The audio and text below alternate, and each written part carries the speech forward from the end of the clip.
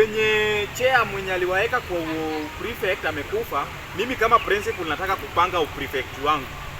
Sasa wewe Wamalwa Odongo, venye wewe ulikuwa prefect wa sanitation, nataka sasa wewe urudi ufanye kazi ya dom, na utafanya hiyo.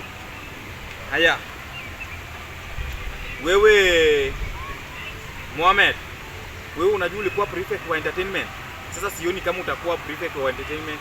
Mwenye alikuweka hapa amekufa. Sasa itabidi wewe ukuje kuwe prefect wa maths. Hapana bwana.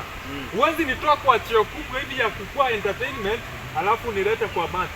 No. Na elimini basi hata niwache hiyo mambo na maths na masomo, niende ni concentrate in farming huko kijijini. Itabidi ufanye venye na kupanga. Hapana. Kama utaki, I'll deal with you squarely because you will be threat to the school na utachoma shule. No, I can't accept. Lazima ufanye hiyo. I can't.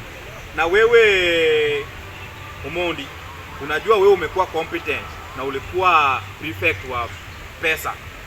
Sasa wewe naona tu baki hapo, lakini itabidi ufanye kenye nimepanga. Kila kitu yenye nakwambia utafanya. Unasikia? Na wewe Wekesa, unaona sasa mambo imebadilika. Sasa sasa hii uendi kukua tena prefect wa hiyo mambo yenye ulipewa.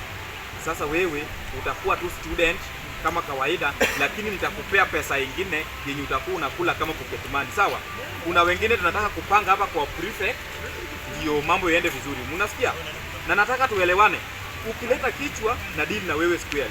Mimi naye siwezi kubali hiyo. Sawa. Kila mtu aenda afikirie na tutafanya hivyo. Kumbe jamaa angekufa. Hiyo mimi hiyo kitu.